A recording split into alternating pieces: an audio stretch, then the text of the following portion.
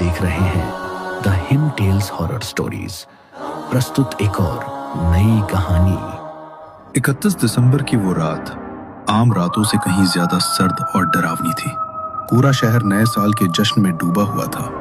आतिशबाजियों की आवाजें दूर से आ रही थीं, लेकिन शहर के बाहरी इलाके में घना कोहरा और सन्नाटा छाया हुआ था।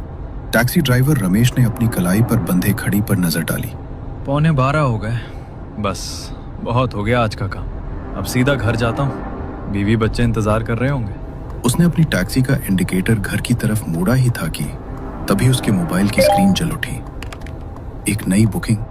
रमेश ने नकारने के लिए उंगली बढ़ाई, लेकिन तभी उसकी नजर किराए पर पड़ी। आम दिनों से 3 गुना ज्यादा किराया। स्क्रीन पर एक मोटी रकम चमक रही थी।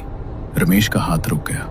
एक तरफ परिवार के साथ जश्न था और दूसरी तरफ नए साल के लिए कुछ एक्स्ट्रा कमाई। बस ये आखिरी सवारी, फिर सीधा घर। उसने खुद को समझाया और एक्सेप्ट बटन दबा दिया। लोकेशन थी शहर के बाहर, पुराने नदी वाले पुल के पास। वो इलाका दिन में भी वीरान रहता था और आज की रात तो वहां परिंदा भी पर नहीं मार सकता था।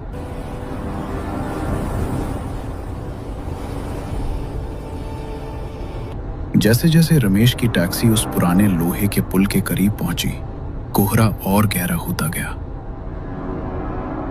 पुल के बीचों बीच स्ट्रीट लाइट की धुंधली रोशनी में उसे एक लड़की दिखाई दी। रमेश ने गाड़ी धीमी की। वो लड़की पुल की रेलिंग के बिल्कुल पास खड़ी थी। उसके पास एक बहुत बड़ा काले रंग का सूटकेस रखा था। इतनी रात को इस सुनसान पुल पर इतना बड़ा बैग लेकर कोई क्या कर सकता है? रमेश को अजीब सी सिहरन महसूस हुई। लड़की का चेहरा पसीने से तरबतर था और उसकी आंखों में एक ऐसा खौफ था जिसे देखकर किसी को भी लगे कि इस लड़की ने कुछ तो गलत काम किया होगा। रमेश ने मन में उठ रहे सवालों को दबा दिया।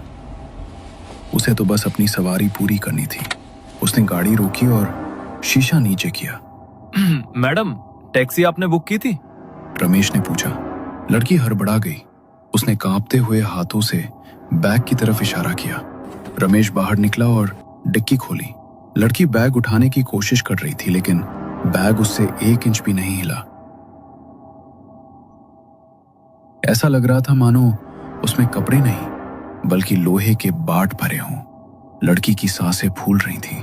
रमेश आगे बढ़ा। रहने दीजिए मैडम, मैं रख देता हूँ। जैसे ही रमेश ने उस बैग के हैंडल को पकड़ा, उसे एक अजीब सा एहसास हुआ।